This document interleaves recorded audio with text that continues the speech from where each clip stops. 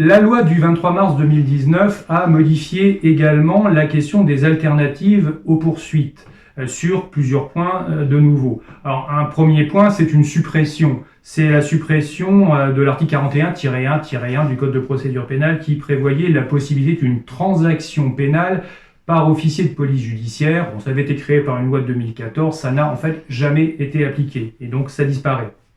Alors, plus intéressant, c'est évidemment ce qui est modifié ou créé. Alors, premièrement, l'article 41-1, c'est-à-dire parmi les alternatives aux poursuites qu'on appelle les classements sans suite sous condition, il y a une nouvelle mesure qui a été introduite. C'est une possibilité de demander à la personne mise en cause de ne pas paraître pendant une durée qui n'excède pas 6 mois dans des lieux que déterminera le procureur de la République. Donc, nouvelle possibilité d'alternative par un éloignement en fait de la personne.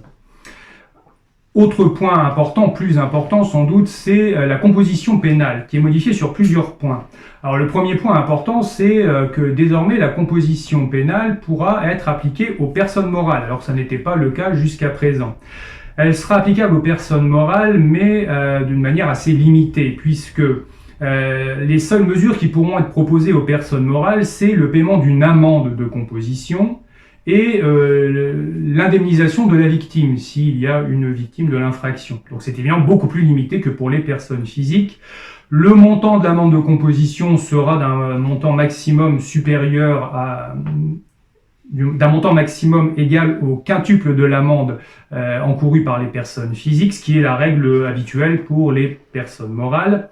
Alors, on peut noter encore que le représentant de la personne morale, représentant légal, devra reconnaître la responsabilité pénale de la personne morale pour que la composition pénale puisse s'appliquer. Alors, par ailleurs, la procédure même de composition pénale est modifiée, notamment par rapport au pouvoir du juge qui valide la composition.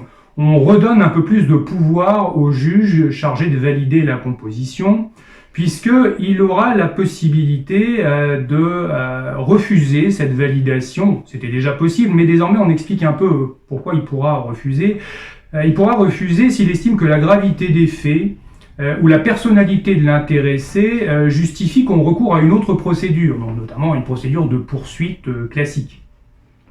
Donc on veut manifestement redonner un peu de pouvoir à ce juge qui jusqu'à présent paraissait être une espèce de chambre d'enregistrement de ce que décidait le procureur de la République, mais paradoxalement, en même temps, le texte introduit une possibilité de composition pénale sans aucune validation, ce qui est donc vraiment tout à fait paradoxal. La composition pénale pourra ne pas être validée par un juge si les faits constituent un délit puni d'une peine d'emprisonnement au maximum de 3 ans et si la proposition porte sur une amende de composition n'excédant pas 3 000 € ou bien sur la mesure de dessaisissement d'une chose au profit de l'État. Donc c'est seulement dans des hypothèses évidemment assez limitées, mais n'empêche que, une fois de plus, on peut souligner qu'il y a là deux choses assez opposées dans cette modification par rapport au rôle du juge.